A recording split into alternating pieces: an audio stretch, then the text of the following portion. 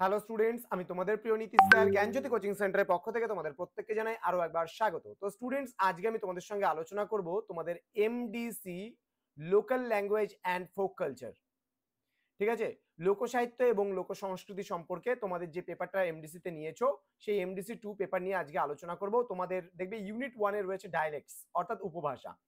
তো সেই উপভাষা সম্পর্কে আমরা আজকে জানবো। উপভাষা কাকে বলে, উপভাষা কয় প্রকার ও কি কি, মানে বাংলা ভাষার উপভাষা, কিন্তু অবশ্যই বাংলা ভাষার উপভাষা কাকে বলে, উপভাষা কয় প্রকার ও কি কি সেটা সম্পর্কে আলোচনা করব। তোমাদের কিন্তু এই প্রশ্নটা 2-3 নাম্বারের মতন করে পড়তে হবে।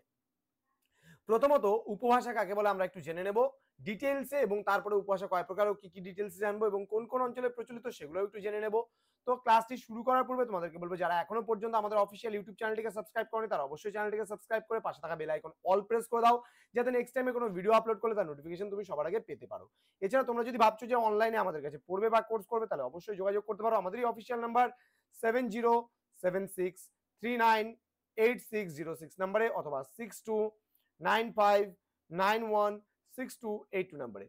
তোমাদের টোটাল কোর্স ফি রয়েছে মাত্র 999 রুপিস। এই 999 টাকার বিনিময়ে তোমরা major, minor, MDC, BSc, Aisi, SC পুরো প্যাকেজ পাচ্ছ মাত্র 999। তো দেরি কিসে, আজই যোগাযোগ করো আমাদের সঙ্গে।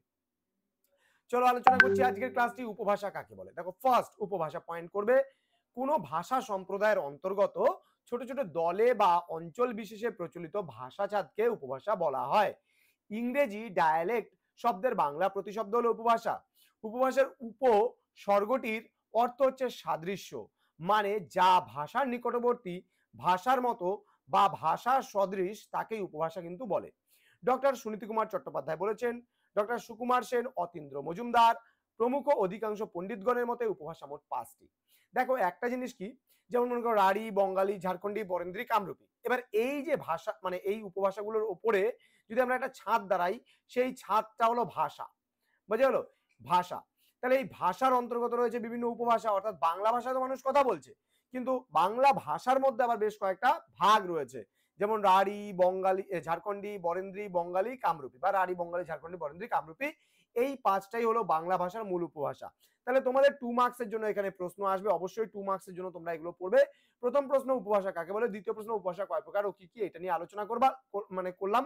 এবার তোমাদের কি আছে, কোন কোন উপভাষা কোন কোন অঞ্চলে প্রচলিত এটাও তোমাদের জানতে হবে। ঠিক আছে, যেমন রাঢ়ী 2 নম্বরের জন্য পরীক্ষায় প্রশ্ন আসবে, রাঢ়ী উপভাষা কোন কোন অঞ্চলে প্রচলিত।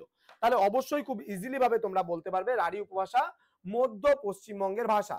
এবং এটা কোথায় প্রচলিত, এটা পশ্চিম রাঢ়ী তোমার বীরভূম, বর্ধমান, পূর্ব বাঁকুড়া, আর পূর্ব রাঢ়ী মানে প্রচলিত কলকাতা, 24 পরগনা, নদিয়া, হাওড়া, হুগলি, উত্তর পূর্ব মেদিনীপুর, মুর্শিদাবাদ প্রভৃতি অঞ্চলে। কেমন? ঝাড়খণ্ডী কোথায় কোথায় প্রচলিত, পরীক্ষায় 2 নম্বরের জন্য এটাও আসতে পারে তোমাদের 2 মার্কসের জন্য। ঝাড়খণ্ডী উপভাষা কোথায় কোথায় প্রচলিত, দক্ষিণ ও পশ্চিম প্রান্ত বঙ্গ, বিহারের কিছু অংশ এর মধ্যে রয়েছে, যেমন মালভূম, সিংভূম, ধলভূম, দক্ষিণ পশ্চিম বাঁকুড়া, দক্ষিণ পশ্চিম মেদিনীপুর অঞ্চলে কিন্তু ঝাড়খণ্ডী উপভাষা প্রচলিত। দেন বলতে পারো তোমাদের 2 মার্কসের জন্য বরেন্দ্রী উপভাষা কোন কোন অঞ্চলে প্রচলিত। তাহলে অবশ্যই তোমরা বলবে উত্তরবঙ্গ, অর্থাৎ মালদহ, দক্ষিণ দিনাজপুর, রাজশাহী ও পাবনা জেলায় এই উপভাষার অন্তর্গত।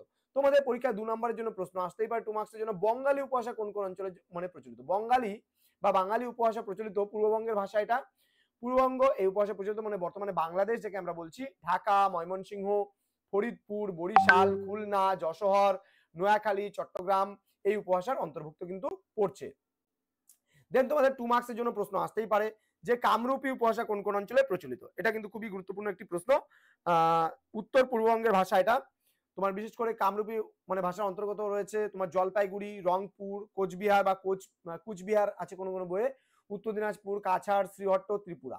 তো স্টুডেন্টস, এই ছিল আজকের ক্লাস। তোমাদের পরবর্তীতে আমি কন্টিনিউ আলোচনা করব ক্লাসগুলোকে নিয়ে, প্রত্যেকটা পার্ট নিয়ে আলোচনা করব।